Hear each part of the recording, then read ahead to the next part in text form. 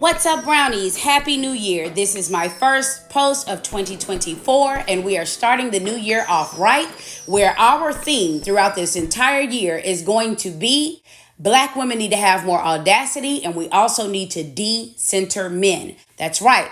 I said de-center, not bash them, not trash them, not waste your energy going back and forth with them on the internet or matching energy and treating them just as poorly as they have treated you. Nope. We're just simply deciding to do what works best for us as individuals versus what society says that we should do. And more importantly, we are not making everything that a man thinks and says and all of his opinions to be the deciding factor in what we do with our lives, particularly with this very much so destructive elective surgery that has taken a lot of our lives or just completely deformed people and caused more harm than good.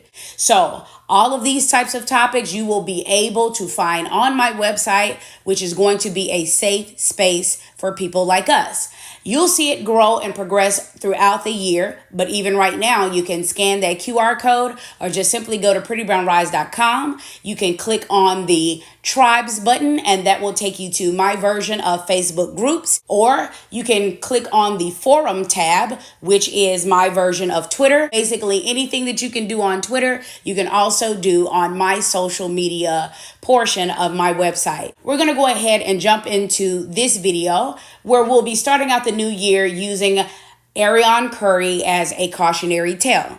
Now, I have a personal rule to not ever just completely tear down a Black woman without granting her some sort of grace or some sort of compliment. However, we can still hold each other accountable, and everybody is entitled to express their opinion. The amount of grace that I want to give her is this. We must consider the fact that there was a fair amount of grooming that went into this situation. And I really don't hear people talking about this a lot. So you have to remember that Martell was about 10 years her senior. And she was a college student who had just been knocked up and set out like yesterday's trash by the first father of her first child, which was her daughter, Paris. They said that they met at a party, and she says she did not know that he was married at first. He used someone else as a go-between, and she found out that he was married a few months into it. But by that time, she had already caught feelings. It's very easy to say what you would and would not do when you're not in this situation. You're trying to make it through college. You have a child to take care of by yourself, and an attractive man shows up offering resources. However, at the point that she knew that he was married, that should have been where this ended, but of course we know it did not. So what we see now is fast forward all the way to present day, and after all of this, after the divorce, he's still not claiming her.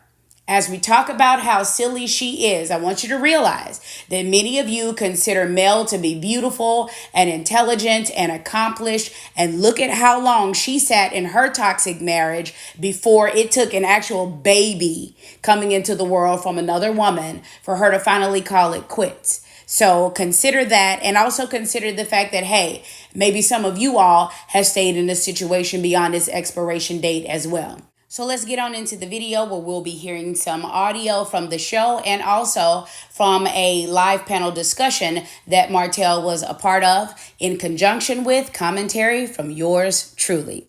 I guess some of the ways we really can't dictate how we're going to retaliate. And one of my retaliations was me cheating. And I feel that though cheating is wrong, but it seemed like I had no other option but to be out almost, because I felt that I had the discussion with her on things that she wasn't doing. But then, it's like you're not cooking and I can't have sex when I want it. And so that really pushed me out the door. I'm sorry for the interruption, but I just have to say this. At no point in time on that panel or on the show do I remember somebody just asking him, listen, you're a grown man. Why can you not cook? Why can you not feed your children? You're a father. And also, if you can't have sex with her every single time that you want to, that's grounds to cheat. That's crazy. This man likes oranges. You're withholding his oranges, and so he go outside and pick somebody else's oranges. Yeah, but as time progressed, I start to love the oranges too. And that's the whole thing. What everybody don't seem to get Now, with her knowing about those oranges, her trying to show me that her oranges are better now. So now I stopped picking these oranges, now went back to my home oranges, and I'm still thinking about these other oranges that I've been picking because it was really good, They're sweet. Yeah. And now everybody is like, why are you still picking those oranges? I mean, I've been picking those oranges for so long. Right. It's kind of hard for me to stop picking these oranges now and go back to these oranges, If I could go back, honestly, I don't know what I would have done differently. I really don't. Your wife was giving you 80%, but you were willing to risk that for 15 or 20? I think that was very foolish of me to do such a thing. But at that time, I'm not thinking like, oh, my wife giving me 85% and she's giving me 15 or whatever. So, I mean, if I had thought like that, I would have been like, hell no, I don't want that damn 15%. I'm gonna stick in this house and sit my ass down somewhere. But that wasn't the case. I think that I wasn't thinking. The 80-20 rule. In most cases, in marriage, you're only gonna get 80% of what you need. That's it. No more, no less. Now, here comes this woman offering 20%. Now, 20% looks real good when you ain't getting it.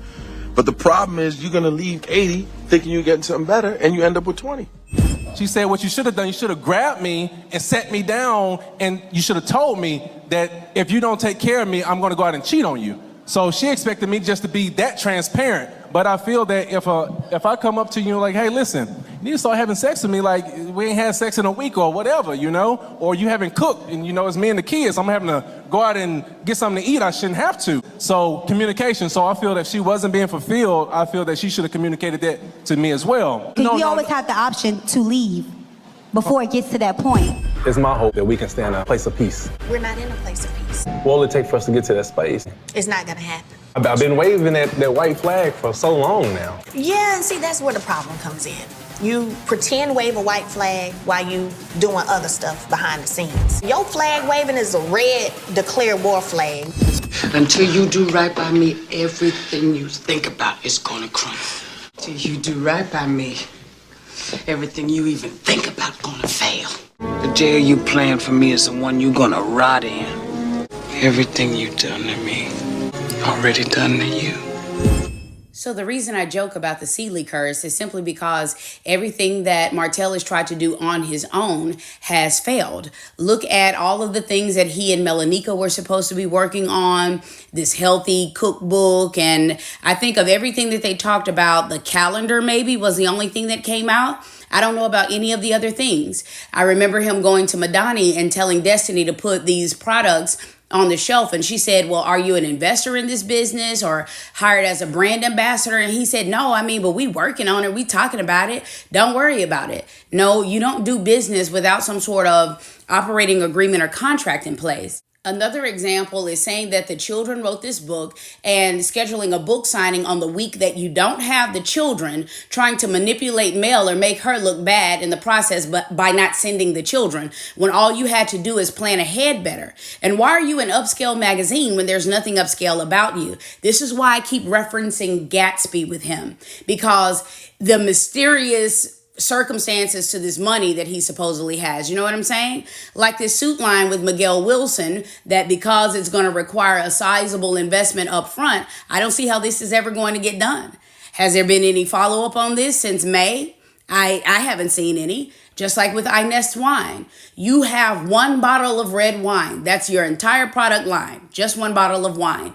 And then from a poor business strategy standpoint, you have the cost of one bottle of wine, and then you have a 3-pack, 6-pack, or 12-pack, but each one of those are priced at the same price as the first single bottle of wine times 3, 6, or 12, instead of giving people a price break for buying in bulk. Right? You see what I'm saying? So I'm just really joking about the Seidely curse. The curse is you being a man who married a smart woman who you knew was the brains of the business, and then cheating on her for half of your marriage, and then really expecting to continue to be blessed and wealthy after she's no longer in the picture.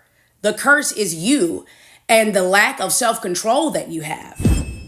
And I noticed in that iNest commercial, just like in the iNest wine events and launch parties that you had, whereas one of the other women that you were messing around with was in the commercial and at the events, Arion wasn't.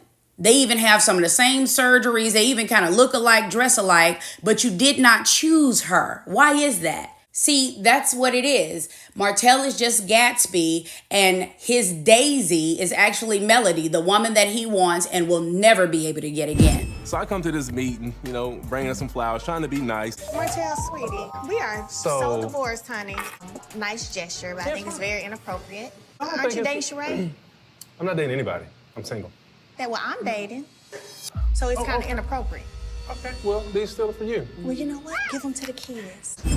After leading this woman on for half of your marriage, when you're no longer married, you're out here trying to date the ghetto reality TV star from like Zeus Network. You're trying to date the influencer / podcaster, and then you're trying to date the dance instructor from DC who wouldn't give you the time of day because she's way too classy for your mess and she didn't want to ruin her business.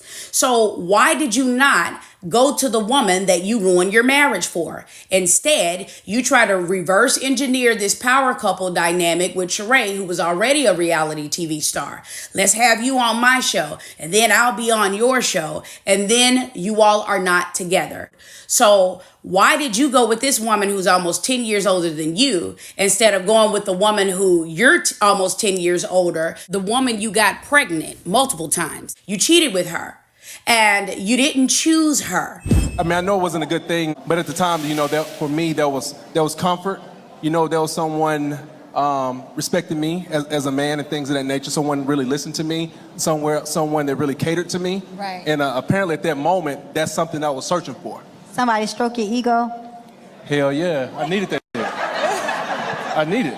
But he told you exactly what he thought of you when he called you a peasant on national television. That man's been single for years and still hasn't chosen you. So really, it's simple. He don't like you. He don't call you. He don't like you. He don't keep his word. He don't like you. He's inconsistent. He has someone else. He only calls you when he wants something. He's using you. He starts random arguments. He's cheating on you. He's not investing in you. You're not worth the investment. Never met his family. You're not the one. Been with your guy 5+ years. No ring. No marriage. He's still searching. You're a placeholder. Men are not complicated. They're very easy to know. Men don't talk with their words. They talk with their actions.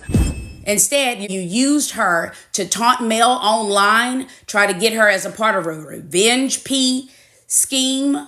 Oh, I bet you double sick now since he called you by my name. Sweetie, the chains around his neck are the chains that he actually has you in. He has you in bondage. Playing mind games, that's just what he does. Like him showing up here today with these flowers, this smile on his face like Prince Charming, when we all know that he's responsible for all of the stuff happening on social media pertaining to me. That could change people's opinions about me by him giving these false narratives. He's responsible for that. Pardon the interruption. I gotta say this. Baby, a plague has been visited upon your household because of what you chose to do with this married man and also the type of man that you chose. You have to remember this is the example that is going to be set not only for your son, but also for that other daughter that you have that's not even his, about how she is to be treated by a man. Look at how he treats you.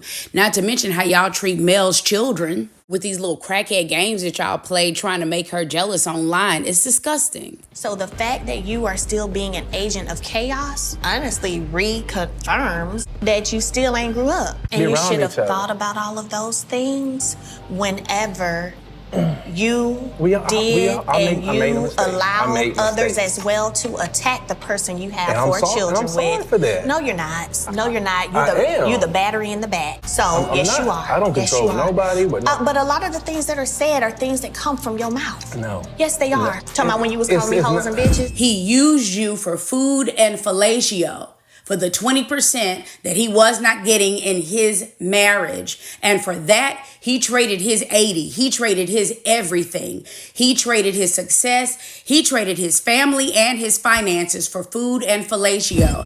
And all of the success that he had with Mel, he will never be able to have with you. And so now that he's down and out, he's kissing back up to you to use you as a backup plan because he couldn't mooch off of Chris anymore. He had to get out of that rented house. His mama just sold a house and he's going to need a place to stay in the interim.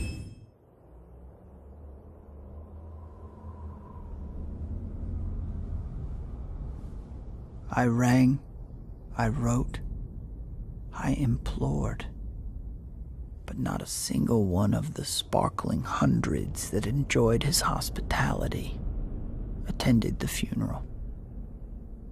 And from Daisy, not even a flower. I was all he had, the only one who cared. Which is why he got online and did all of that stuff around Halloween with you. And, oh yeah, we went all of these places and we're one big happy family. And you really fell for it. But now that he moved like a thief in the night to whatever new house he's renting, he's still back, not claiming you. This is the audio from when they went live around Halloween. So we had a good time. We went to this place Trash called Panda Stadium. the Toyota Stadium, Trash Panda's baseball stadium. Oh, did you show them the what's the name? I did. I told What'd them they say? to pick. They said they were cute. It was like, it's 6. I'm like, yeah, it's 6 kids. But it's so cute. Didn't I do so good? This one is actually mine and Melani's because we worked together. Melanie didn't like it at the end. She was, because the kids was laughing, so she was like, I wanted a better one. I was like, but we had the best pumpkin when we carved pumpkins, though. So this is me and Knox's right here. What's that? I'm happy today. Oh, you say you happy today? I bet she is happy today. If I was, I would be too.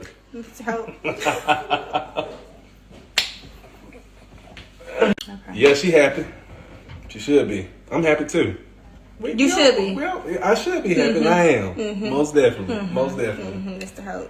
Hey, yeah, let's go. If anyone cooking on here, won't y'all request to go live and let's see what y'all cooking on live. The food is done. The food not burning. The food is burnt. Turkey chops are done. They like perfect. Ooh, woo. Yeah, I don't use So that every day stuff. you going live, you go start your cooking show. Cooking with Ari. Cooking with Arion. Well, no, cooking with Martell and Arion. Yeah, Martell cooking with Ari. us. Okay. Cooking with Ari. This is what this is. Cooking with Ari. Go start that up. Cooking with Ari. Because she can cook. She's a great cook. She's got to cook more often. Martell. I'm just kidding. I was about to say I cook almost every day. Yes. Where them paper plates at? You ready? Fix the plates, girl. I don't be making my own plate. Okay, Ariel Mr. makes Hope. my plate. But I don't have a problem with making my plate, though. And he'll make mine. Right, baby? No. Are y'all a couple? It's the big D energy. We understand. LOL. I'd be happy too. Okay, y'all. Well, good night. It was nice talking to y'all. It was time for me to check my daughter's homework. And Feed my man. Ooh, that's the part y'all gonna really clown on. Aren't you dating Sheree? I'm not dating anybody. I'm single. Well, no, cooking with Martell and Arion. Yeah, Martell cooking with here. us. Okay. Are y'all a couple? It's the big D energy. We understand. LOL. I'd be happy too. Okay, y'all. Well, good night. Are you in a relationship with your child's mother? No, I'm not. Does she think you're in a relationship? When my kids are there, she's there almost every day. So let me get this straight. This man gave up his family, his future, and his finances for fellatio and food, only to turn around and be complaining to his side piece, his mistress, about the same things that he complained about with his wife. See, some men are never going to be satisfied.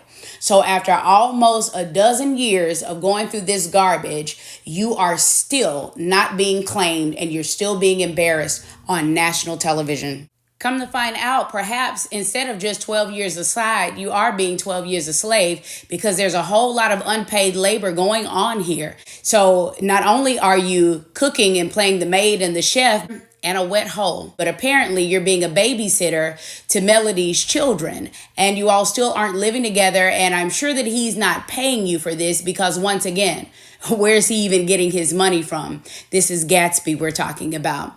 So if this does not help you all submit the fact that you need to have more audacity and decenter men, I don't know what will. But if you feel where I'm coming from, go ahead and join the Pretty Brown Rise platform. Make sure that you subscribe and hit the all notifications bell on YouTube so that we can continue our journey in 2024.